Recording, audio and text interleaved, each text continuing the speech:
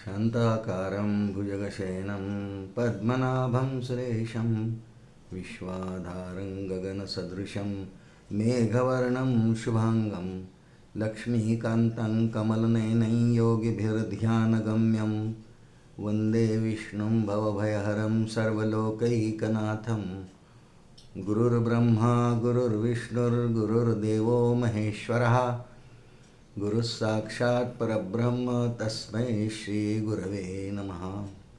वसुदेवसुतं देवं कंसचाणूरमर्दनं देवकी परमानन्दं कृष्णं वन्दे जगद्गुरुं।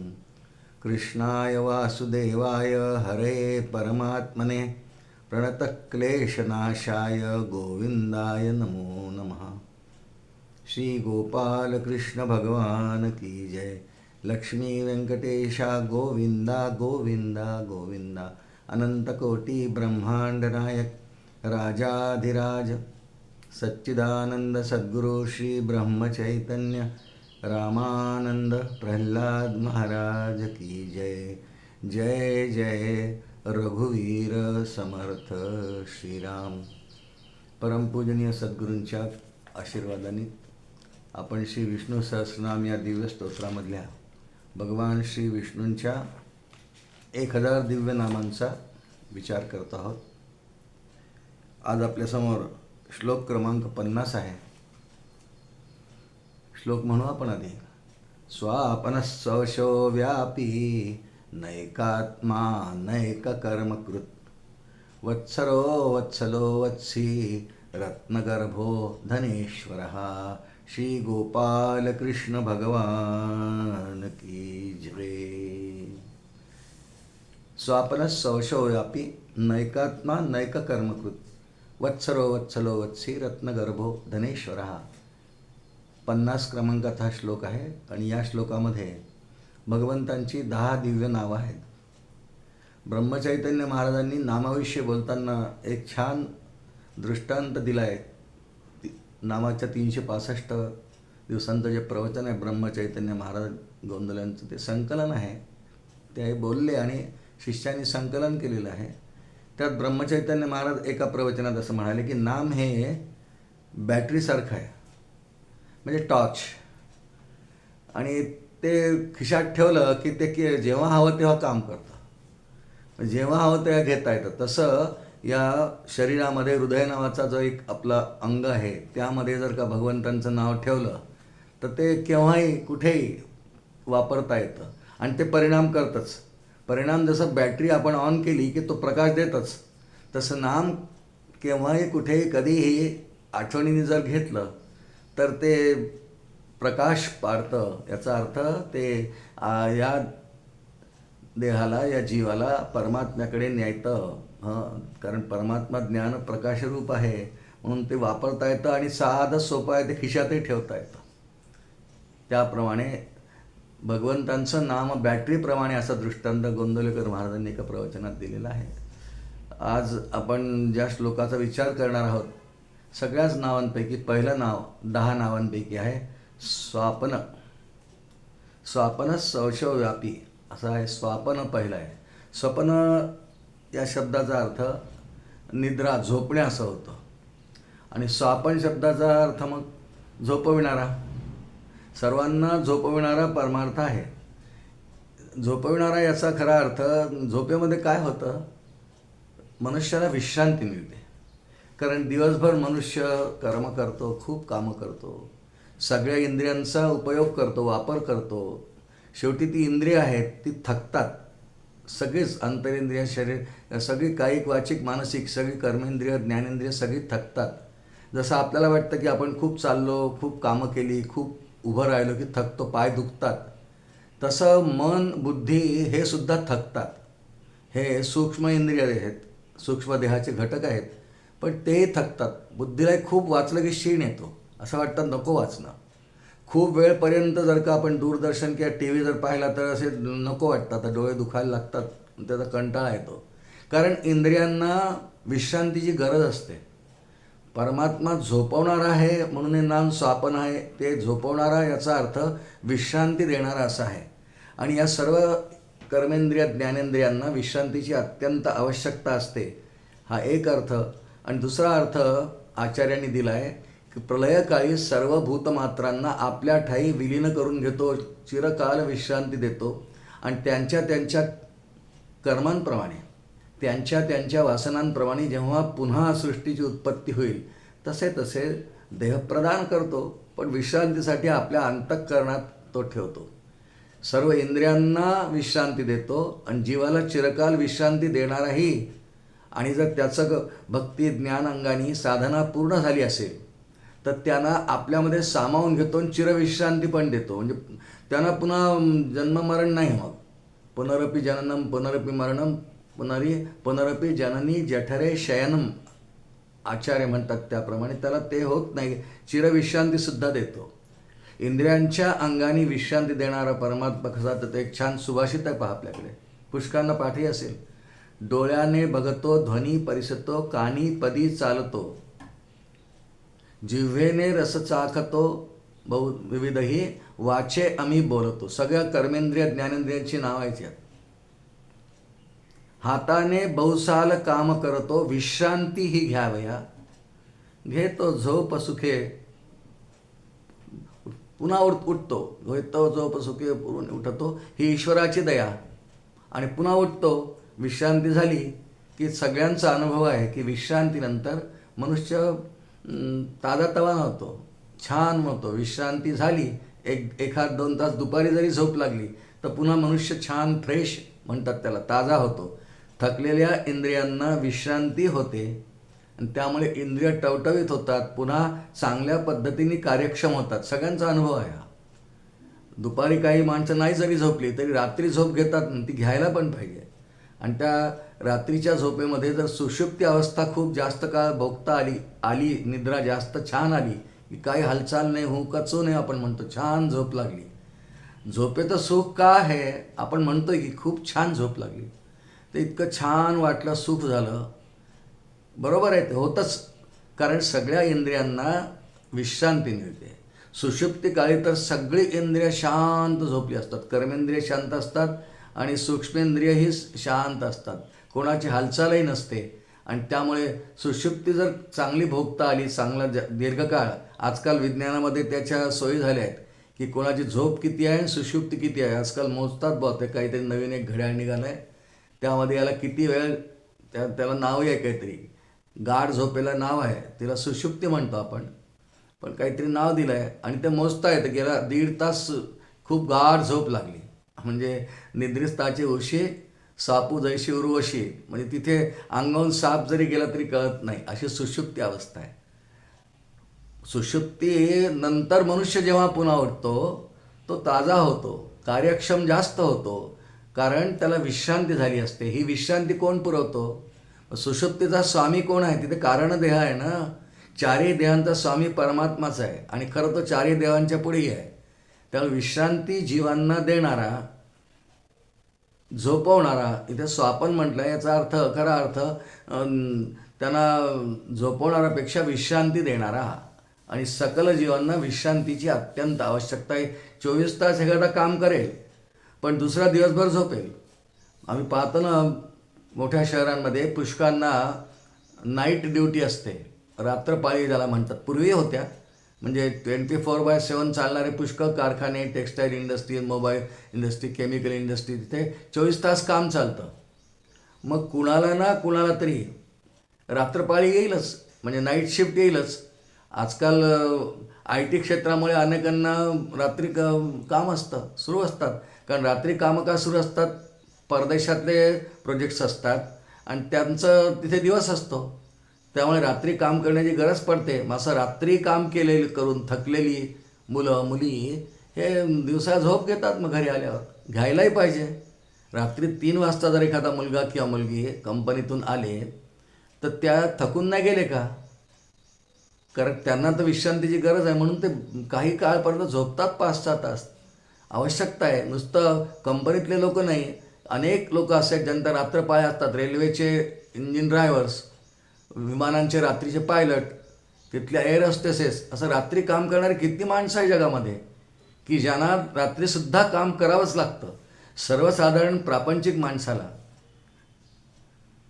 सर्वसाधारण सामान्य माणसाला असं रात्री कामा नाही करावं लागत.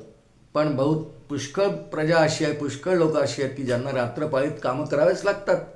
आणि त्यामुळे त्यांच्या विश्रांतीची व्यवस्था दिवसा जी असते तेही विश्रांती देणाराच परमात्माच आहे.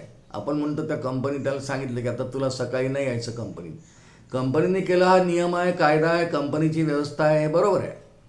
पण शेवटी सर्व जीवांना विश्रांती पुरवणारा, झोपवणारा परमात्माच आहे. आणि त्या अर्थाने हे भगवंतांचं नाव आहे स्वापन, असं पहिलं नाव आहे. खूप चिरनिद्रासुद्धा हा देतो, विश्रांतीची गरज असली देतो. श्रीमद भागवतामध्ये एक कथा येते, दशमस्कंदात मुचकुंद राजाची कथा येते. कालयवन आला, विस्ताराने नाही पाहणार आपण, पण दृष्टांत म्हणून कालयवन आले चालून द्वारिकेवर. त्याच वेळा तिकडनं जरासंध महाराज आले. तर भगवंतांनी कालयवनाला भुलवत तुझ्याशी युद्ध करतो, ये करून कुस्ती खेळतो असं करून दूर नेलं, गुहेत नेलं. तिथे एक पुरुष झोपलेला आहे. भगवंतावास्ते कालयवनाला समाप्त करू शकतात, पण ज्याचा मृत्यू ज्याच्या हातून आहे ही विधिलिखित भगवंत बदलत नाही. भगवंतांना माहिती आहे की मुचकुंदालाच्या हातून कालयवन जळून भस्म होणार आहे. भगवान लपले आहे. आपला शेला त्याच्या अंगावर टाकला. मग कालयवन आला आणि त्याला वाटलं हा मला इथे आणलं ना झोपलाय, त्यांनी लाथ मारली. आणि मुचकुंदांना इंद्रानी असा वर दिला होता, कारण मुचकुंद हा सूर्यवंशातला राजा आहे, पराक्रमी आहे, पृथ्वीवर राहणार आहे, सूर्यवंशातला आहे. पण देवदानवांच्या युद्धामध्ये एकदा असा पेच प्रसंग आला की मुचकुंदाला बोलवायची गरज पडली. पुष्कळ पूर्वी असे राजे जात होते. राजा दशरथसुद्धा देवांसाठी गेलेच लढायला, अशी वर्णनं आहेत. अनेक राजे जायचे, त्यांना तशी भ्रमंती करता येत होती. मुचकुंद स्वर्गात गेले, त्या युद्धामध्ये सहभाग घेतला, खूप पराक्रम केला, थकले. आता विश्रांती कोण देईल? इंद्राने आशीर्वाद दिला. इंद्र परमात्माच आहे, विष्णूचा अंश आहे. 12 आदित्यांपैकी इंद्र एक आहे. इंद्राने सांगितलं की तुम्ही थकलात, खूप युद्ध केलं, आम्ही जिंकलो, पण तुम्हाला खूप श्रम झाले, काय हवं मागा. तो म्हणाला मला विश्रांती हवी आहे, खूप थकलोय मी. तथास्तु म्हटलं, जा तो दीर्घकाळ निद्रा घे आणि तुझी निद्रा जो भग्न करील, मोडील, ती व्यक्ती तुझ्या डोळ्यातून तेज बाहेर पडून ती व्यक्ती जळून भस्म होईल. असा आशीर्वाद त्याला मिळाला. म्हणून त्या गुहेमध्ये मुचकुंद झोपलेला आहे, दीर्घ निद्रा त्याची आहे. त्याची निद्रा जो भंग करील तो जळून भस्म होईल, भगवंतांना माहिती आहे. म्हणून भगवंतांनी भुलवून कालयवनाला तिथे आणलं आणि त्या दीर्घकाळ निद्रा करणाऱ्याला स्वापन, इंद्र हा विष्णूच आहे म्हणून स्वापन भगवंतांचं नाव दीर्घकाळ निद्रा करण्याकरता झोपवलेल्या मुचकुंदाचं आपण उदाहरण म्हणून पाहिली गोष्ट. असं सगळं जीवांच्या बाबतीत, पशुपक्षीसुद्धा, नुसता मनुष्यच नाही, या सृष्टीमध्ये जितके चेतन पदार्थ आहेत, प्राणी आहेत, त्या सर्व प्राण्यांना विश्रांतीची आवश्यकता असते. कोणताही प्राणी, मुंग्या बघा, मुंगळे बघा, असं 24 तास नाही फिरणार, थकतील ना ते सुद्धा, कारण त्यांना जी इंद्रिय आहेत, मुंगळे यांना जे पाय 4-6 काय असतील ते सुद्धा एक किती फिरतात हो. आता सध्या घरात आमच्या खूप मुंगळे झाले आहेत आणि खूप घरभर फिरतात, दिवसभर दिसतात, रात्री सहसा दिसत नाही, ते बिळात जातात, निद्रा घेत असतील. त्या मुंग्यांना सुद्धा झोपवणारा, दिवसभर झाडावर अंगणात गेलं खारी दिसतात, रात्री दिसत नाही. सहसा पशुपक्षी रात्री फार भ्रमण नाही करत, ते विश्रांती घेतात. एखादा वटवाघुळासारखा प्राणी अपवादाने सोडून देतात, त्याला काही शाप वगैरे असेल म्हणून. पण बाकी सगळे प्राणी, सूक्ष्म जीवयोनीसुद्धा, हे सुद्धा रात्री फारसे बाहेर निघत नाहीत. जंगलामध्ये रातकिडे वगैरे असतात, त्याला रातकिडेच म्हणतात, ते वेगळा भाग आहे. पण सर्वसाधारण आपल्याला जे दिसतात गावामध्ये, शहरामध्ये, आपल्या घरामध्ये, हे प्राणी रात्री सहसा आक्रमण आपल्यावर करत नाही. मग ब्राह्ममुहूर्त झाला की हे सगळे प्राणी उठतात, त्यांची विश्रांती पूर्ण होते. त्या सर्व प्राण्यांना सुद्धा काही काळ विश्रांती देणारा, ते झोपतात बरं का. मांजरी झोपते, कुत्राही झोपतो, गाय झोपते, पण काही प्राणी उभ्या झोपतात. घोडा कधी बसत नाही, उभ्याने झोपतो असं म्हणतात. पण सर्वांना विश्रांतीसाठी काही काळ देणारा म्हणून भगवंतांचं एक नाव, पहिलं नाव या श्लोकातलं स्वापन असं आहे. सर्वच प्राण्यांना विश्रांती देणारा असा अर्थ आचार्यांनी केलेला आहे.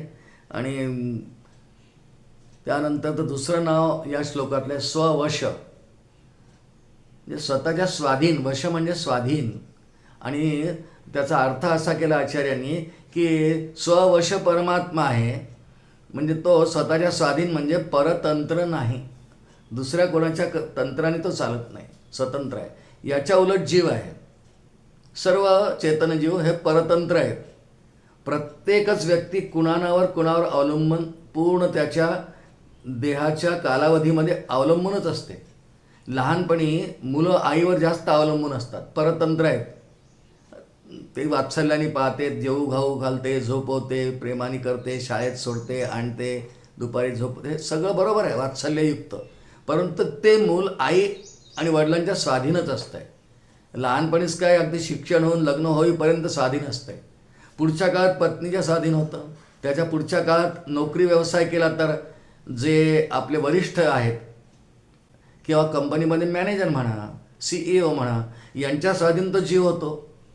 जो अन्न देतो उदरासी, शरीर विकावे लागे त्यासी. ओवी आहे पुढे, अर्थ 2 चरणांचा वेगळा आहे. मा जेणे घातले जन्मासी, त्यासी कैसे विसरावे, दृष्टांतरूप वापरला आहे. पण जो अन्न देतो उदरासी, म्हणजे मी जिथं जॉब करते आहे तिथून मला काही पगार मिळतो, पॅकेज मिळतं, मग मी काम केलं म्हणून ते देतात. कोण देतात? माझे साहेब देतात, कंपनी देते. म्हणजे परतंत्रपणा झाला की नाही, तो मुलगा किंवा ती मुलगी त्या कंपनीच्या स्वाधीन झाले, परतंत्र आहे. पुढे कंपनी स्वाधीन झाल्यानंतर पुढे अजून पुढे केला, व्यवसाय केला, कुठे ना कुठे कोणाच्या तरी स्वाधीनच आहे. आणि सगळी प्रजा शेवटी राजाच्या स्वाधीन असते. राजा म्हणजे आजच्या व्यवहारामध्ये किंवा आजच्या एकंदर लोकव्यवहाराप्रमाणे राजा म्हणजे ज्या शहरात आपण राहतो त्या नगराचा महापौर, त्या नगराचे पोलीस अधीक्षक, त्या नगराचे RTO ऑफिसर यांच्या स्वाधीन असतो. मला सुटकर किती वेगाने चालवता येणार नाही, इतका एखादा वेग झाला की मला पकडतील.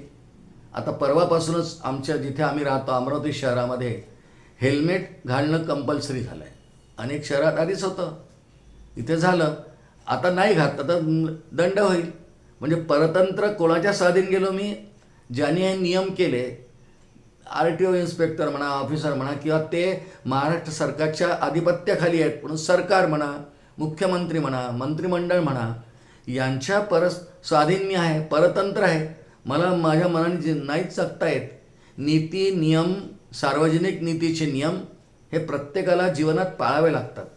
आणि त्याचा अधिकार राजाला असतो, आईवडिलांना असतो. आणि म्हणून प्रत्येक देहधारी जीव हा प्रत्येक क्षणाला कितीही मोठा आयुष्यात झाला तरी हा कुणावर तरी अवलंबून असतो. आणि अवलंबून असणाऱ्याला नाव आहे परतंत्र, असंच आहे. असा ईश्वर नाही आहे. हे जीवाच्या बाबतीत आपण समजून घेतलं परतंत्रपणा. परवशता पाशजय, पाश लागला असं नाट्यगीत होतं. परवशता, आणि याच्या विरुद्ध शब्द आहे स्ववश, म्हणजे स्वतंत्र परतंत्र, स्ववश परवश असे ते शब्द आहेत. परमात्म्याचं असं नाही आहे, तो परवश नाही, स्ववश आहे. आणि परवश शब्दाचा अर्थ जीवाच्या बाबतीत घेतला तर इतरांचा विचार जर थोडा वेळ सोडून दिला की तो सर्व इतर प्राण्यांवर किंवा आईवडिलांवर, मालकावर वगैरे अवलंबून आहे, जरी सोडून दिलं तरी तो देहधारी जीव नक्की आणि नक्की कर्म परतंत्र आहे असतो. हे अत्यंत शास्त्रीय विवेचन आहे की तो कर्म परतंत्र असतो. म्हणजे काय? त्यांनी अनेक जन्मांमध्ये अनेक कर्म केलेले आहेत, ते सगळे भगवंतांनी एका ठिकाणी साठवून ठेवले आणि त्यातल्या आता काही त्याला भोगायला दिले, याला प्रारब्ध म्हणतात. मग कर्म परतंत्र जीव आहे याचा अर्थ तो प्रारब्धाच्या स्वाधीन आहे. त्यांनी जसे जसे कर्म केले आहेत ते भोगावे, तेच परिणामी. जैसे जायचे कर्म तैसे फळ देतो रे ईश्वर. आणि कर्मव्यवस्थेचा संचित प्रारब्ध क्रियमाण या तीनही कर्मांच्या अंगांचा, प्रकारांचा शास्ता, प्रभू, प्रशासक ईश्वर आहे.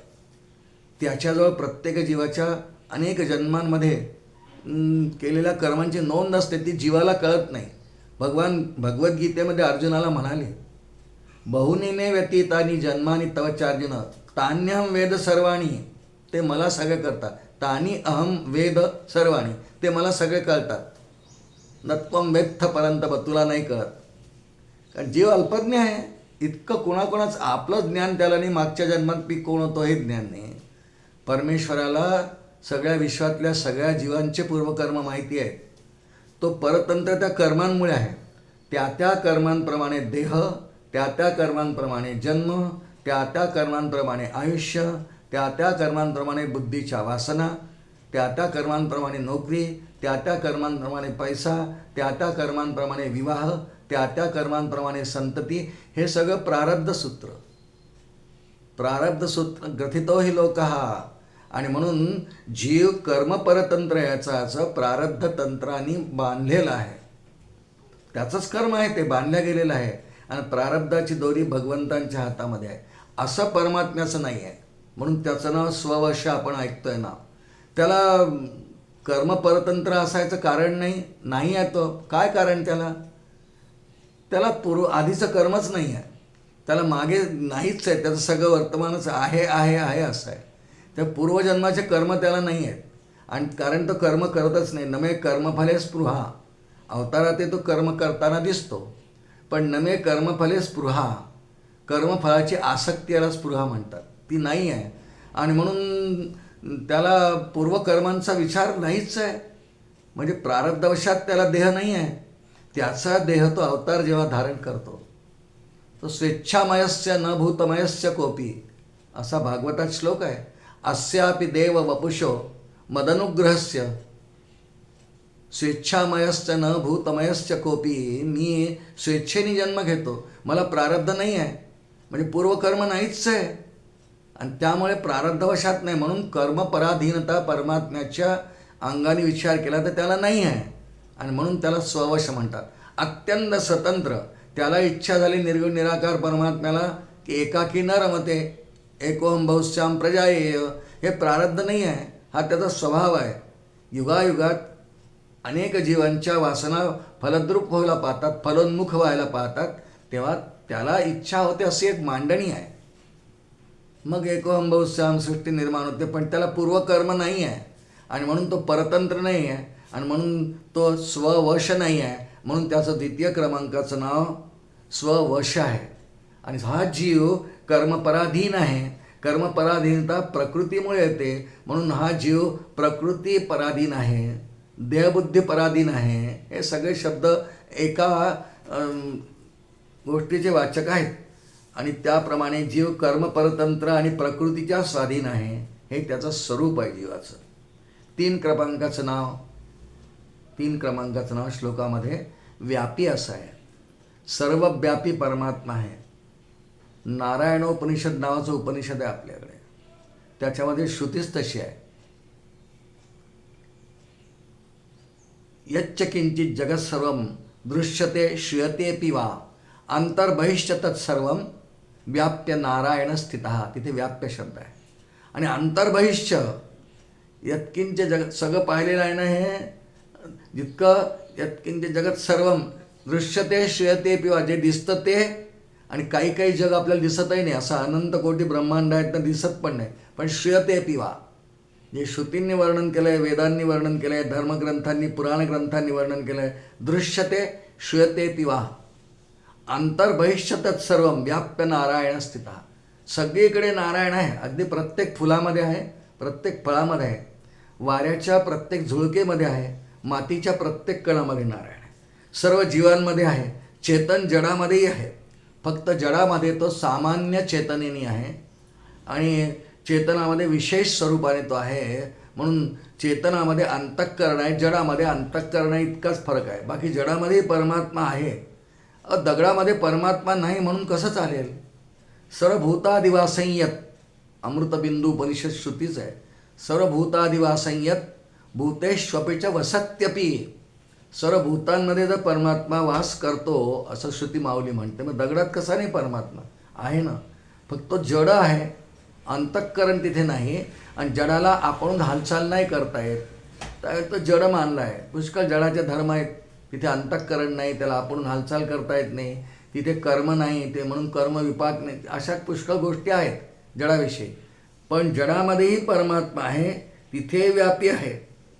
आणि परमात्म्याचा एक स्वभाव आहे, तो पाण्यामध्ये आहे, अग्नीमध्ये आहे, तो आकाशात आहे, आपल्यामध्ये आहे. पण त्याचा स्वभाव आहे. आपण एक हिंदीतली म्हण ऐकली आहे, पाणी तेरा रंग कैसा जिसमें मिलाया तैसा. तो अग्नीमध्ये परमात्मा आहे, अग्नीच परमात्मा आहे. आणि तिथे त्याचा धर्म आहे दाहकता, चटका देणे. किती आपण विचार करा नका करू, विचार करा नका करू, सावध असा सावध नसा. पण एखाद्या साध्या आगपिटीच्या काडीचा गूल हातावर पडला, किंवा पूजा करताना निरांजनीला आपलं बोट लागलं, किंवा उदबत्ती पेटवली आहे तिच्या गुलाला आपलं बोट चुकून जरी लागलं, मुद्दामून तर कोणी लावणारच नाही. किंवा गॅसमध्ये काही काम करताना, चहा करताना, स्वयंपाक करताना, भगिनींना याचा रोज अनुभव आहे. दिवसभरामध्ये किंवा एकही चटका बसला नाही, अशी एकही भगिनी चुकून बसतोच चटका. भांडं तरी गरम असेल, अग्नीला तरी स्पर्श होईल, काहीतरी होईल. पण दाहकता अग्नीचा जो धर्म आहे, परमात्मा अग्नीमध्ये दाहकतेच्या रूपाने राहतो. पाणी तेरा रंग कैसा. पाण्यामध्ये पाण्याचा गुणधर्म आहे, जलाचा गुणधर्म आहे शीतलता. म्हणजे अगदी खूप गरम पाणी जरी असेल तर एक काही क्षणाने थंड होतं ते. शीतलता हा पाण्याचा सहज धर्म आहे. व्यापकता आकाशाचा सहज धर्म आहे. हा परमात्मा सगळीकडे असा नटलेला आहे. भूजल तेज समीरख रवी शशी काष्ठादिकी असे भरला, स्थिरचर व्यापनी वघा तो परमात्मा दशांगुले उरला. इतका परमात्मा व्यापक आहे. एकांशेनं स्थितो जगत, असं भगवान भगवद्गीतेत म्हणतात. एका अंशानी, बाकी आहेच तो अंतर्बहिष्ठ आहे. म्हणून एक त्याच्या व्यापकतेचं लक्षण आहे. असा एक नाव आधी येऊन गेलेलं आहे. पूर्वी एक या 1000 नावांमध्येच व्यापी या अर्थाचे नाव येऊन गेलेलं आहे. म्हणून व्यापकता हा त्याचा धर्म आहे. सगळीकडे तो रूपाने आत्मरूपाने आहेच. नाथ भागवतामध्ये ओवी येते, थिल्लरी विहिरी सागरी चंद्रमा बिंब समची धरी, तैसे मशक आणि ब्रह्मादिवरी जीवभाव समसाम्य. किती छान आहे. थिल्लरी म्हणजे डबकं, लहानच्या डबक्यात विहिरीमध्ये, विहिरी सागरी समुद्रामध्ये चंद्राचं प्रतिबिंब पडतं. काही वेगळेपणा आहे का की नाही मी डबक्यात नाही पडणार, मला नाही डबका आवडत, मी आकाशात आलो आहे पूर्ण चंद्र कोजागिरीचा म्हणा पौर्णिमेचा, मला नाही डबक्यात नाही, मला आवडणार नाही, असं नाही होत.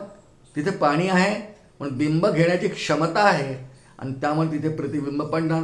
थिल्लरी विहिरी, चंद्राच्या बिंबाला असं म्हणता येणार नाही की विहीर फार खोल आहे 50 फूट, इतक्या खोल मी जाऊ का, नाही, पाणी आहे, बिंब पडणारच आहे.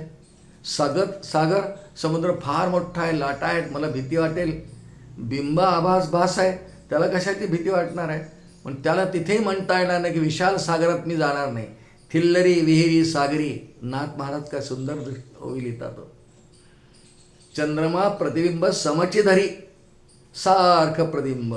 तसं परमात्मा व्यापक आहे याचा अर्थ प्रत्येक चेतनजीवामध्ये तो प्रत्येकामध्ये प्रविष्ट होतो, सारखा होतो, कुठे भेदभाव तो ठेवत नाही. ईश्वर सर्वभूतानां हृद्देशे अर्जुन तिष्ठती. ऐकणी श्लोक भगवद्गीतेमध्ये सर्वांच्या हृदयाशी जो राहतो त्यालाच तर परमात्मा म्हणतात. म्हणून त्याचं व्यापी एक नाव 3 क्रमांकाचं आहे. 4 क्रमांकाचं नाव नैक आत्मा. न एक आत्मा, न एक आत्मा असा संधी विग्रह आहे तिथे. याचा अर्थ आत्मारूपाने एकच आहे पण विविध रूपांनी प्रगट होतो. मग त्या त्या आकारांनी. फुलांचा दृष्टांत बघू आपण. गुलाबाचं फुल उमललं आहे, त्यात परमात्मा आहे, आकार वेगळा आहे. जास्वंदाचं फुल उमललं आहे, आकार वेगळा आहे, त्याचा गंध वेगळा आहे. फूल, धान्य, फळं, आकाशातले ढग, रंग, नद्या, पर्वत, जितके पदार्थ सृष्टीवर आपल्याला दिसतात या सगळ्यांमध्ये परमात्मा आहेच की नाही. म्हणून न एक आत्मा. तो आकाशात आहे, फळांमध्ये आहे, धान्यांमध्ये आहे, माणसांमध्ये आहे, प्राण्यांमध्ये आहे, नदीमध्ये आहे, पर्वतामध्ये आहे. न एक आत्मा. वास्तविक आत्मा एकच आहे पण पृथकपणे जो सगळीकडे आहेच आहे. भूतेष्वपीच वसत्यपी श्रुती आपण पाहिली ना. त्यामुळे न एक आत्मा. खरं आत्मा एकच आहे पण पदार्थ खूप आहेत. पदार्थ खूप आहेत, खूप देशांमध्ये आहेत. काय फक्त भारतातच सगळं हे आहे का? नाही, फळं अमेरिकेतही होतात, चायनामध्येही होतात. इतक्या सगळ्या जगातल्या फळाफुलांमध्ये, माणसांमध्ये, जड पर्वत नद्यांमध्येही जो खूप पद्धतीने राहतो, न एक आत्मा, इतक्या ठिकाणी राहणारा अंशरूपाने, म्हणून त्याचं एक नाव न एक आत्मा. माऊलींच्या सुंदर सुंदर ओव्या आहेत हो. माऊलींच्या ज्ञानेश्वरीत 9व्या अध्यायात फार सुंदर सुंदर ओव्या आहेत. तरी आकाशी कवणे केली मेघांती धरणे, अंतरिक्ष तारांगणे कोण धरी, रुंख कवण पेरी समुद्र कोण भरी, पर्जन्याची कोण करी धारा. असं माऊलींनी छान सुंदर लिहिलं आहे की हे सगळं करणारा जो परमात्मा आहे एक आत्मा नाही आहे. त्यामुळे इतक्या प्रकाराने भासतो. आपण कधी प्रवासाला निघा एका गावात दुसरीकडे जायला, किती आपल्याला, आता नुकताच पावसाळा सुरू झाला आहे तर किती हिरवगार ही धरणी होते, किती प्रकारचं गवत, किती प्रकारचे लहान लहान वनस्पती उगवतात. रुंख कवण पेरी, इतक्या रुंख म्हणजे मूळ अगदी गवताचं लहानसं रोप उगवलं, छोटी छोटी रोपं उगवतात, मग ती मोठी होतात. रुंख कवण पेरी यांची कोण रुंख म्हणजे मूळ कोण पेरतं? त्याला पाणी तर आकाशातून पडेल, पण ते कोण पेरतं? इतक्या विविधतेने परमात्मा असल्यामुळे हिरवंगार दिसतं. बरं, मोजता येतील का? समजा मी इथून अमरावतीहून मुंबईला चाललो आहे आणि खूप झाडं दिसतात, हिरवंगार आहे सगळं. किती असतील संख्येने? ही संख्या कोणी मोजू शकत नाही, अनंतच आहेत. म्हणजे एका दोन लहानशा गावांमधले सुद्धा झाडं आपल्याला मोजता येणार नाही. हे तर झाडं, मग पशु पक्षी प्राणी हे कोण मोजेल? यांची गणना कोण करेल? माणसांसाठी सेन्सस त्या त्या देशात असतं, जनगणना. आता सुरू आहे भारतात कार्यक्रम. पण इतर ही गणना वृक्षांची कोण करेल? कोणी करू शकत नाही. किती प्रकारचे पक्षी आपल्याला दिसतात त्या त्या ऋतूंमध्ये. भुंगे आहेत, फुलपाखरं आहेत, चिलट आहे, डास आहे, फकड्या आहेत, सरडे आहेत, खारी आहेत, चिमण्या आहेत, कावळ्या आहेत. किती दिसतं आहे, किती विविधता. आणि या सर्वांची गणनासुद्धा मनुष्य करू शकत नाही. पण न एक आत्मा, या सर्वांमध्ये आत्मा तसा एकच आहे, पण इतक्या ठिकाणी पृथक पद्धतीने दिसतो आपल्याला तो. म्हणून त्यांचं एक नावच परमात्म्याचं 3 क्रमांकाचं नैकात्मा असं ठेवलं आहे. पुढचं नाव आहे 5 क्रमांकाचं, 10 नावांपैकी 5 क्रमांकाचं नैक कर्मकृत, न एक कर्मकृत. मग आता इतक्या सगळ्या प्राण्यांमध्ये परमात्मा आहे, मग सगळे प्राणी सारखंच करतील का कर्म? प्रत्येक न एक कर्मकृत. वास्तविक परमात्मा काही कर्म करतच नाही, पण त्या त्या जीवाला उपाधीच्या भेदाने, उपाधी वेगळी वेगळी आहे ना, शरीराची उपाधी वेगळी आहे, मग त्याला तशा प्रेरणा देतो. बघा आता उदाहरण म्हणून पाहू. घरामध्ये दूध ठेवलं आहे ओट्यावर, आपलं लक्ष नाही आहे, आपण काही अंगणात आहोत, हॉलमध्ये आहोत आणि दूध ठेवलं आहे, तापून झालं आहे, पण झाकण नाही ठेवलं आहे किंवा ठेवलं गेलं, मग तिथे अनेक पदार्थ येतात, प्राणी येतात, पण फक्त दूध मांजरच चोरून पिते. तिथे बाकी प्राणी येऊन दूध प्यायचा करत नाही. त्यांच्याजवळ दूध पिण्याचा जो धर्म आहे मांजरीचा, पिते दूध डोळे मिटून जात मांजराची, चोरूनच. तिला तसं देतातही, काही जे पाळतात त्यांना देतात, पण सहसा दूध मांजर कुणाचं लक्ष नसताना चोरून पिते. हा तिचा जो धर्म आहे, न एक कर्मकृत. हे तिला जो कर्म दिला आहे, धर्म शब्दाचा अर्थ कर्म असाही होतो. तिचं वेगळं, मुंगळ्याचं वेगळं, मुंगीचं वेगळं. दूध, वाटीभर दूध ठेवा देवाजवळ. काही दिवस असे असतात वर्षातून की तिथे खूप बारीक लाल मुंग्या होतात. ते कर्म, त्या मुंग्यांचं कर्म हे परमात्माच करवतो, परमात्माच करवून घेतो. न एक कर्मकृत. मुंगीचं वेगळं, डासाचं वेगळं, चिलटाचं वेगळं, पालीचं वेगळं, सरड्याचं वेगळं, मांजरीचं वेगळं, उंदराचं वेगळं. हे सगळे कर्म. हे तर प्राण्यांचे बोललो आपण. माणसाजवळ किती किती किती प्रकारचे माणसं आहे, किती व्हरायटी आहे. रुचीनाम वैचित्र्यात रुजकुटिल नाना पतदिशाम नृणाम एको गम्यस्तमसी पैसा वर्णमिव शिवमहिम्न स्तोत्रात श्लोक येतो. रुचीनाम वैचित्र्यात. खूप वैचित्र्य आहे प्राण्यांमध्ये. आपल्याला सगळे जिवंत प्राणी ओळखीचे नाहीत, माहिती नाहीत. आणि या सर्वांमध्ये कर्म करण्याची हातोटी त्या त्या देहाच्या उपाधीप्रमाणे प्रकृतीवशात ते काय कर्म करतील, प्रत्येकाची आवड कशी असेल. कोणाला गोडच आवडत नाही. परवाच आम्ही असं ऐकलं एका ठिकाणी, एका कुटुंबामध्ये एका व्यक्तीला म्हणजे मुख्य पुरुषाला अरे दहीच आवडत नाही, दूध आवडत नाही, साय आवडत नाही, दुग्धजन्य पदार्थ कोणताच नाही, म्हणजे दूध, ताक, लोणी, दही अगदी काहीच आवडत नाही. ही त्याची आवड, हे त्याचं कर्म. कोणी त्याला दिलं? न एक कर्मकृत. आणि असेही असतात की ज्यांना खूपच साय आवडते. साय, तूप, लोणी असे आवडणारे खूप असतात. एकाच घरातल्या व्यक्ती यांची आवड किती भिन्न. मग दोन्हीमध्ये परमात्मा न एक कर्मकृत. एकाला अत्यंत स्निग्ध पदार्थ खायची आवड आणि एकाला अत्यंत स्निग्ध पदार्थ पाहायचाही नाही. उलट त्याचा श्वास जरी आला तर जेवणातून उठून जातात म्हणे. न एक कर्मकृत. किती कर्म करत असेल हो देव एका वेळेला. कारण माणसं किती आहेत, माणसांचाच विचार केला, मनुष्याचा. सर्व जगामध्ये आज असं म्हणतात 800 ते 900 कोटी लोक आहेत. नेमकी संख्या माहिती नाही मला, पण 800 ते 900 कोटी लोक सगळ्या जगात आहेत. इतक्या सगळ्यांची प्रत्येक क्षणाच्या कर्माची नोंद आणि त्याला कर्म करण्याची बुद्धी परमात्माच देतो. म्हणून न एक कर्मकृत. याची नोंदसुद्धा करता येणार नाही. असा विचार करूया कधी की परमात्मा आहे आहे आहे. आपली श्रद्धा आहे याच्यावर, म्हणून तर आपण श्रद्धेने ही सगळी नावं ऐकतात. आणि आहे आहे प्रत्येक क्षणाला परमात्मा किती काम करत असेल नाही नोंद आहे. कुणाला श्वास घ्यायला देईल, कुणाला श्वास घ्यायला अडचण निर्माण करेल, कोणाला सर्दी होईल, कोणाला खोकला होईल, कोणाला चालता येणार नाही, कोणाचे पाठ दुखेल, कोणाचं डोकं दुखेल, कोणाची उसण भरेल. आता हे सगळी कर्मांचा साक्षी कोण आहे? एका परमात्म्याच्या डोक्याला किती त्रास आहे हो.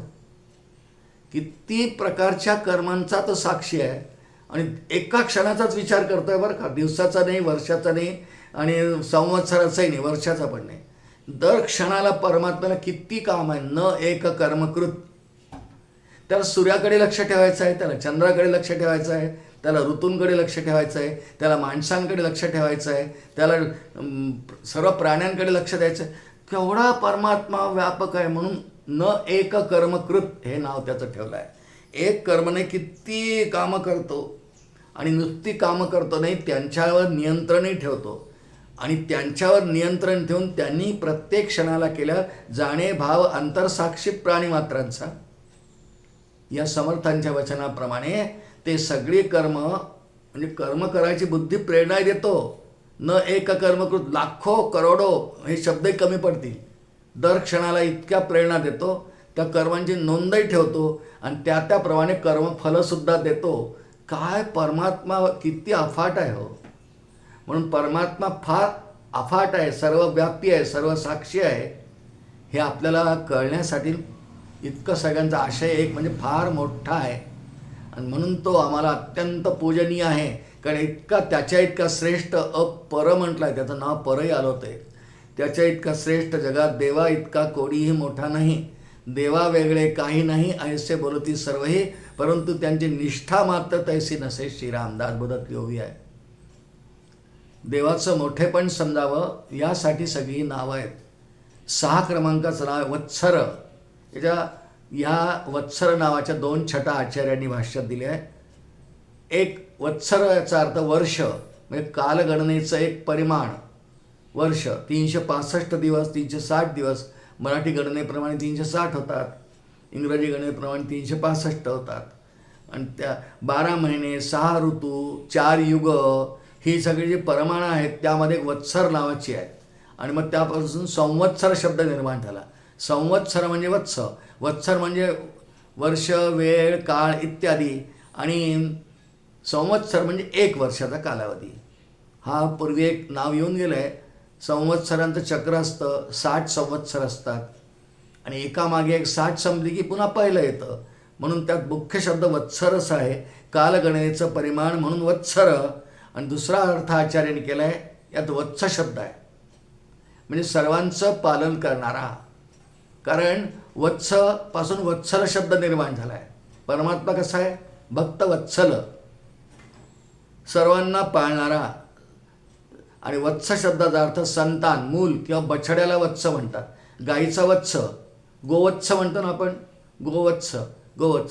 त्यांचं दान करताना त्या गाईला वत्स हवा, नुसती गाईला दान द्यायची नाही, बछड्यासह गोवत्स दान करायचं असतंय. वत्स म्हणजे बछडा आणि सर्वांना सांभाळणारा असाही अर्थ आहे. प्रल्हादांना भगवंतांनी जेव्हा सांभाळण्याकरता त्यांचा वध त्यांचा पिता करू पाहत होता, सांभाळण्याकरता हिरण्यकश्यपूला मारण्याकरता नरसिंहाचा अवतार घेतला, त्याला ठार केलं. पण नंतर आपला वत्स प्रल्हाद त्याला मांडीवर घेऊन त्याला चाटतात आहे. सिंह आहेत बरं का, पण तरी चाटतात आहे, कारण वात्सल्य भाव तिथे आहे. भक्तवत्सल आहे, तुझ्यासाठी मी अवतार घेतला रे. तुझा पिता उन्मत्तच झाला होता ब्रह्मदेवांच्या शापांनी आणि त्यामुळे सगळ्या जगाला त्रास देत होता. तुला जेव्हा त्यांनी त्रास दिला, मी तुझ्यासाठी आलो. बरं भक्ता प्रल्हादा, त्याला चाटतात आहे. जसं गाय वासराला चाटते ना, तसं सिंहरूपातल्या भगवंतांनी प्रल्हादाला चाटलंय आणि म्हणून त्याचं नाव वत्स शब्दाप्रमाणे संतान मानलाय त्यांनी, बछडा मानलाय प्रल्हादांना. तिसरा अर्थ एक छटा आचार्यांनी दिलेला आहे. जुन्या काळी पुष्कळ प्रकारचे यज्ञ व्हायचे. काही यज्ञांचा कालावधी 1 वर्षाचा असायचा की हा वर्षभर यज्ञ चालेल, असे काही यज्ञ होते आणि म्हणून त्यांना वत्सर यज्ञ असं नाव होतं. वत्सर शब्दाविषयी होतं याचं नाव का, कारण यज्ञ म्हणजे हाच यज्ञ वय विष्णू, 1 वर्षाचा यज्ञ म्हणून याचंच नाव वत्सर, त्याच्यावरून वत्सर यज्ञ नाव पडलं. आणि भगवान यज्ञरूपच असल्यामुळे त्याचं एक नाव 6 क्रमांकात या श्लोकातलं वत्सर हे आहे. 7 क्रमांकाचं नाव आत्ता उल्लेख झाला वत्सल. आपण प्रल्हादाचं उदाहरणही पाहिलं. अत्यंत प्रेमळ, अत्यंत स्नेहयुक्त, सर्वांवर माया करणारा भक्तवत्सल. आपल्याला कुटुंबवत्सल शब्द माहिती आहे की कुटुंबाविषयी अत्यंत आपुलकी ठेवणारा, कुटुंबातल्या सगळ्या घटकांचं प्रेमाने आनंदाने कर्तव्ययुक्त अंतःकरणाने करणारा कुटुंबवत्सल म्हणतो की ते कुटुंबवत्सल आहेत. म्हणजे कुटुंबाचं पालनपोषण प्रेमाने स्नेहाने करतात. मग भगवंतांची वात्सल्य कोणाविषयी प्रगट आहे? पुराण ग्रंथांमध्ये अशा अनेक कथा येतात. त्यात ध्रुव आहे, प्रल्हाद आहे, गजेंद्र आहे. यांच्याकडे वात्सल्य भावाने भगवंतांनी पाहिलेलं आहे. प्रत्येकाचे आईवडील वत्सलच असतात, मुलांवर खूप प्रेम करतात. वात्सल्ययुक्त अंतःकरणाने आई त्यांना वाढवते, खाऊ घालते, जेवू घालते, झोपवते. हे वात्सल्यच आहे. माता यशोदेने कृष्णावर किती वात्सल्य भाव प्रगट केला. हा तिचा मुलगा नाही आहे वास्तविक, वसुदेव आणि देवकीचा तो पुत्र आहे, पण भगवान स्वेच्छेने इथे आले. किती वात्सल्य भाव हा त्यांनी आईला प्रदान केला. यशोदेचं उदाहरण वात्सल्य भावाविषयी खूप प्रसिद्ध दिलं जातं. खूप मनापासून तिने सगळं केलं. तिला तो पुत्रच वाटत होता, अदलाबदल वगैरे केली तिला माहीत नाही. पण पुढच्या काळात हे मग नारदांनी प्रगट केलं आहे, फार शेवटी आयुष्याच्या प्रगट केलं आहे. आणि त्यामुळे भगवंतांचं नाव वत्सल. इतकी वत्सलता भक्ताविषयी द्रौपदीच्या वस्त्रहरणाच्या प्रसंगी भगवान प्रगट झाले, कारण भक्तवत्सल आहेत असा त्या ठिकाणी श्लोक आहे. वास्तविक द्रौपदीनी मला आता कोणी नाही मदतनीस, मदत करणारा सहाय्यक नाही, गोविंद द्वारकावासीन कृष्ण गोपी जनप्रिय आहे असा तिथे श्लोक, तिच्या तोंडी 5 श्लोक आहेत. भगवंता तो गोविंद द्वारकावासीन कृष्ण भक्त जनप्रियही असा श्लोक आहे, सुरुवात आहे. हा वात्सल्य भाव आहे. जरी ती द्रौपदी वयाने आता मोठी आहे म्हणून वात्सल्य राहणार नाही का? तिच्याविषयी प्रेम, ती भक्त आहे. ती आर्त भक्तामध्ये ते आर्तो जिज्ञासू अर्थार्थी ज्ञानीच भरतर्षभ. भगवान तिच्यासाठी धावून आले, तिच्यावर वात्सल्य भाव ठेवला. तिला रक्षण करणं, तिचं रक्षण नाही, तिच्या एकंदर शरीराचं रक्षण करणं. दुर्योधन दुःशासन फार तिच्याकडे वाईट नजरेने साड्या फेडत होते, वस्त्र ओढून घेत होते. म्हणून तिच्या लज्जा रक्षणासाठी भगवंतांनी वस्त्रावतार धारण केला, वात्सल्य भाव प्रगट केला. आईवडीलसुद्धा कधी कधी हे करतात, पण भगवान नेहमीच करतात. इतका फरक आहे. आईवडील आपल्या मुलांचंच करतात. जितका वात्सल्य भाव आईला आपल्या मुलाविषयी असतो तितका शेजारच्या मुलांबद्दल तेवढा नाही असणार. म्हणजे त्यांचा राग नाही करणार, तो कधी घरी आला चॉकलेट देईल, पण तेवढा वात्सल्य भाव जो आपल्या पुत्रांविषयी आहे तो अन्य मुलांविषयी असणार नाही. पण भगवंतांचं असं नाही आहे. त्यांचा वात्सल्य भाव सर्वत्र सदा सम. हे ज्यांचं स्वरूप लक्षण मानली आहेत ना, सारखं वात्सल्य सर्व जीवांवर भगवान करतात. म्हणून वत्सल शब्दावरून त्यांना नामाविधान भक्तवत्सल पडलेलं आहे. असा भक्तवत्सल किंवा वत्सल शब्दाचा प्रेमळ स्नेहयुक्त पालन करणारा असे अर्थ भाष्यात केले आहेत. 8 क्रमांकाचं नाव, 10 नावांपैकी 8 क्रमांकाचं नाव वत्सी असं आहे. आता हा वत्सल झाला, आता वत्स झाला, हा वत्सी. वत्सी याचा अर्थ भक्तांना संतान मानतो. हा भक्त जसं गाईचा एक बछडा आहे, त्या बछड्याला आत्ता आपण पाहिलं की त्या बच्चाला वत्स म्हणलं. आता हा वत्सी म्हणजे पालन पोषण करणारा म्हणून वत्सी हे नाव. गोवत्स दोघांचा स्वामी, आणि म्हणून भगवंतांची काही नावं भागवतात मिळतात.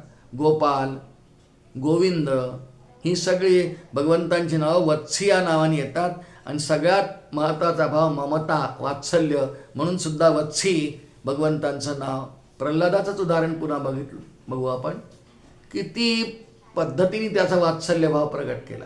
रक्षण तर केलं, त्याला चाटतात आहे, विघ्न दूर केलं, त्याच्या पिताश्रीलाच संपवलं आहे, पण त्याच्याकडे अत्यंत स्नेहयुक्त नजरेने पाहतात आहे. तुझ्यासाठी मी आलो, हाच दृष्टांत आचार्याने दिलेला आहे. म्हणून भगवंतांचं नाव वत्सी 8 क्रमांकाचं. 9 क्रमांकाचं नाव आहे रत्नगर्भ.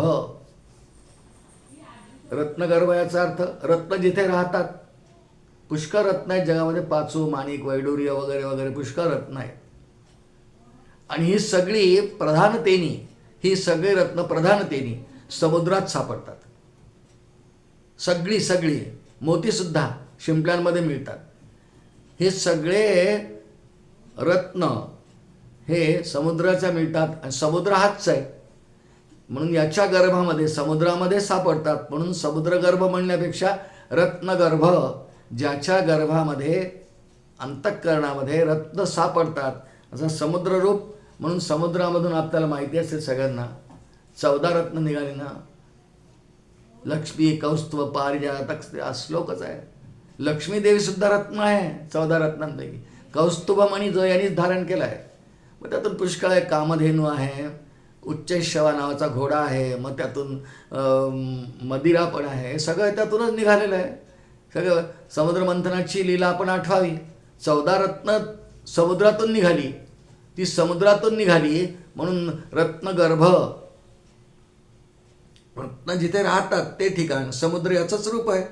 आणि म्हणून समुद्रातून निघतात. म्हणून बरं, पृथ्वीचा विचार केला तर अशी काही खनिजे आहेत, सोनं, चांदी, तांब, पितळ, ही सगळे या जमिनीतून निघतात. हो, कणाकणाने विखुरलेली असतात. मग त्याच्या प्रक्रिया असतात. सोन्याची खाण म्हणतो आपण. सोनं सापडलं, मातीत सापडतं. म्हणजे कदाचित 1 ट्रकभर मातीमध्ये 1 गुंज म्हणजे ग्रॅमच्या 1/100 इतकं सोनं मिळेल. मग त्याच्या प्रक्रिया आहे. माती काढून टाकायची, सोनं काढत जायचं. असंच चांदी, असंच प्लॅटिनियम, असंच तांब, ही सगळी खनिजं या पृथ्वीच्या पोटामध्ये म्हणजे गर्भामध्ये सापडतात. आणि रत्न आहेत सगळी. सगळ्या मुख्य धातू, मूल धातू आहेत ना, ही रत्न आहेत. हो, यांचा किती उपकार, किती प्रयोग आणि उपयोग आपण करतो. पितळेची भांडी, तांब्याची भांडी, देवपूजेसाठी पितळ आणि तांब्याचीच भांडी लागतात. सगळ्या भारतवर्षाचा, जगाचा विचार केला किती तांब्याची भांडी असतील. ही सगळे पृथ्वीच्या गर्भातून निघाली. म्हणून पृथ्वीला धारण करणारे विष्णूच आहे. या धरणी मातेला धारण करणारे, नुसतं धारण करणारे नाही, धरणी मातामध्ये ते प्रवेश केला आहे. भगवद्गीतेत वर्णन येतं, गामाविश्यच्या भूतानी, गामाविश्यच्या भूतानी धारयाम्यहमोजसा पुष्णामी चौषधी सर्वा सोमो भूत्वा रसात्मका. गा म्हणजे पृथ्वी. गाम आविष्य, पृथ्वीत मी प्रवेश केला आहे. ती रत्नगर्भा काय आहे याचं नाव. कारण रत्न जिथे सापडतात तो गर्भ जो जमिनीत किंवा समुद्रात धारण करतो. काही रत्न समुद्रातून, काही या पृथ्वीमधून. अहो, सगळे धान्य हे गर्भच आहे त्याचे. ही फळांची झाडं, फळं येणं, ही सगळ्याचे गर्भातून निघतात. हे रत्न आहेत सगळी. अन्नाला सुद्धा रत्नच म्हणतात. अन्न आणि फळं नसतील तर मनुष्याची धारणा कशी होईल. म्हणून रत्न या शब्दाचा अर्थ समुद्ररूप हा आहे, धरणीरूप हा आहे. आणि म्हणून याच्या उदरामध्ये गर्भामध्ये असलेली सगळी रत्न, म्हणून याचं नावच 9 क्रमांकाचं आपण पाहतोय. रत्न गर्भ असं याचं 9 क्रमांकाचं नाव आहे. आणि शेवटचं नाव या श्लोकामधलं आहे धनेश्वर. धनाचा ईश्वर. धन म्हणजे संपत्ती, द्रव्य. नुसतं पैसा असा अर्थ होत नाही धनाचा. धन याच्यामध्ये भूमिधनही म्हणतात, भूमिधन म्हणतात, सुवर्णधन म्हणतात, देहधन म्हणतात, देहधन म्हणतात. सर्व गोष्टीला धनच म्हणतात. पण पैसा अर्थाने जरी घेतलं, हा धनाचा ईश्वर आहे. धनाचा ईश्वर याचा अर्थ स्वामी आहे. सगळ्या प्रकारच्या धनावरती याची सत्ता आहे. याचा कुबेर तुझा भांडारी, आम्हा फिरवसी दारोदारी. हे आपल्या इथे व्यंकटेश स्तोत्रामधल्या ओळी येतात, कुबेर तुझा भांडारी. मग ते धन सांभाळण्याकरता, त्याचा उपयोग करण्याकरता, त्याचा विनियोग करण्यासाठी हे कुठेतरी सुरक्षित ठेवावं लागेल ना. म्हणून त्याने कुबेराजवळ ठेव. कुबेर तुझा भांडारी म्हणजे कोषाध्यक्ष, याच्या धनाचा अध्यक्ष. आणि भगवंतांचा जर खरंच विचार केला ना, तर धनेश्वर का? कारण यांच्याजवळ जे 6 गुणांची संपत्ती मांडलाय त्याला. षड्गुणैश्वर्य भगवान, षट संपत्तीच त्याला म्हणतात. ऐका माऊलींच्या 24व्या अध्याय ज्ञानेश्वरीच्या. ऐका यशस्वी औदार्य, ज्ञान वैराग्य ऐश्वर्य हे 6ही गुणवर्य वसती जेथ, म्हणून तो भगवंतू इतक्यांनी समृद्ध आहे. आणि धनाचा आपल्या दृष्टीने, माणसाच्या दृष्टीने विचार केला तर आपल्याला वाटतं बँकेतला पैसा, सोनं, शेअर मार्केटमध्ये मी केलेले इन्व्हेस्टमेंट, हे धन आहेच, यात वादच नाही. आपलं शरीरच एक धन आहे. हां, शरीर माध्यम खरं धर्म साधनम, हे धन. म्हणून हे धन जर चांगलं असेल तर लक्ष लागतं परमार्थामध्ये, याला सुद्धा सुरक्षित ठेवणारा. आणि धनेश्वर या शब्दाचा एक अर्थाची छटा अशी आहे, धनाला लक्ष्मी पण म्हणतात, माहिती आहे आपल्याला. पैसा, संपत्ती, धन, त्यात लक्ष्मी, लक्ष्मीला धन म्हणतात. आणि या लक्ष्मीचा पती आहे, म्हणून याचं नाव धनेश्वर आहे. लक्ष्मीचा पती केव्हा, कुठे, कधी झाले हे पुन्हा समुद्र मंथनाची क्रिया लीला आपण आठवावी. ती अनेक ग्रंथात, भागवतात खूप मुख्यत्वाने 8व्या स्कंदात येते. समुद्र मंथनामधून 14 रत्नांमध्ये एक रत्न लक्ष्मी हे आहे, लक्ष्मी देवी. त्यांचा जन्म, ती समुद्रकन्या आहे. समुद्रातून बाहेर आल्या, त्यांच्या हातात स्वयंवराची माळ आहे, त्यांना पती हवा आहे. भगवान अजित रूपाने वरती बसले आहेत मंदार पर्वतावर, बाकी देवदानव आहेत. आणि ती आता समुद्रकन्या लक्ष्मी बाहेर आली, तिला पती हवा आहे, स्वयंवराची माळ आहे. सगळ्या देवदानवांना वाटलं की माझ्या गळ्यात माळ घालेल, अपेक्षा होती. कारण लक्ष्मीदेवी अत्यंत सुंदर आहे, लावण्य सुंदर आहेत, षोडशा आहेत. सर्वांना वाटत होतं की इतकी सुंदर धर्मपत्नी बायको मला मिळावी. पण लक्ष्मीदेवीने सांगितलं सगळे बसा, पुष्कळ आहेत नाही, त्यातलं मला आवडेल त्याच्याशी लग्न करेल. तिला एकही आवडला नाही असं वर्णन आहे. देवात नाही, दानवात नाही. अजित भगवान वरती मंदार पर्वतावर का बसले होते? तो हलत होता असा असा असा. त्याला स्थिर ठेवण्याकरता त्याच्या बुडाशी कूर्मरूपाने राहिले. खाली आधार मिळाला, वरती अजित भगवान, वरतून आधार मिळाला, डगमगणं कमी झालं. मग अजित भगवंतांनी उडी मारली. लक्ष्मी देवींनी अजित रूप भगवान विष्णूंच्या गळ्यात माळ घातली. म्हणून लक्ष्मीचा पती, लक्ष्मीला धन म्हणतात, लक्ष्मीचा पती तिचा ईश्वर, आणि म्हणून धनेश्वर असं नाव भगवंतांचं एक आहे. असं सुद्धा श्रीमद भागवतामध्ये कथेमध्ये उल्लेख येतो, धनेश्वर. आणि धनाचं संरक्षण करण्याकरता धनरूप असलेला परमात्मा, याला धनरूप, सुवर्णाला धन म्हणतात बरं का. आणि म्हणून धनाचा ईश्वर, सोन्याच्या द्वारकेचा ईश्वर, असंही एक छटा भाष्यामध्ये आहे. द्वारका सुवर्णाची आहे, होती नाही, आहे, आता सापडली उत्खननामध्ये. समुद्राच्या खाली बेट द्वारका सापडली आहे तशी तशी. आणि म्हणून भगवान सुवर्णाच्या द्वारकेचे स्वामी धनेश्वर, सोन्याच्या द्वारकेचे स्वामी, म्हणून धनेश्वर हे कृष्ण अवताराशी निगडीत नाव आहे. त्याची कथा आहे की कालयवन जरासंध एकदम आले कालयवनाला. आपण मग ऐकलं की मुचकुंदाकडून ठार केलं. जरासंध आहे. मग परमात्म्याने विश्वकर्म्याला बोलावलं आणि सांगितलं, आजच्या एका रात्रीतून मला एक सुवर्णाची नगरी बनवून हवी आहे, अभेद्य समुद्रामध्ये. मग त्याने ती सुवर्णाची नगरी बनवली. मग पुढचा कथाभाग जरासंधाचा वगैरे पुढे आहे भागवतात, तिकडे नाही जायचं आपल्याला.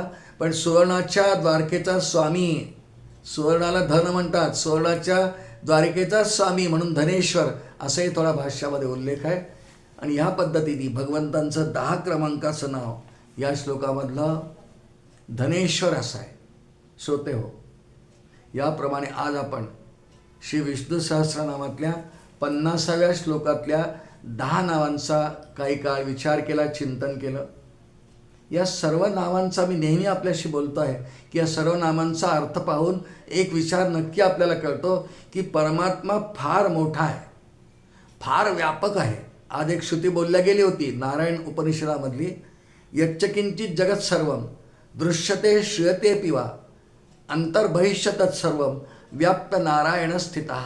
सगळं नारायण आहे, तो मोठा आहे, मलाही सांभाळणार आहे, सकल जीवांना सांभाळणार आहे, सर्व जीवांमध्ये आहे, सर्व व्यापी आहे. जितकी जितकी नावं आपण अर्थ पाहतो आहोत परमात्म्याविषयीची श्रद्धा वाढते. म्हणून विष्णू सहस्रनाम हे म्हणत जावं. म्हणताच आपण पाठ असेल तर पाठ म्हणावं, पाहून म्हणावं आणि अर्थाकडे लक्ष देऊन म्हणत घेतलं तर तद्रुपता लवकर येते, परमात्म्याविषयी श्रद्धा वाढते, नाम घेताना वेगळा आनंद होतो. तो आपणा सर्वांना व्हावा अशी कामना करतो. आणि आज झालेले चिंतन परमपूजनीय सद्गुरूंच्या चरणी, श्री गोपालकृष्णांच्या चरणी समर्पण करतो आणि वाणीला विराम देतो. अनंतकोटी ब्रह्मांड नायक राजाधिराज सच्चिदानंद सद्गुरू श्री ब्रह्मचैतन्य रामानंद प्रल्हाद महाराज की जय. जय जय रघुवीर समर्थ.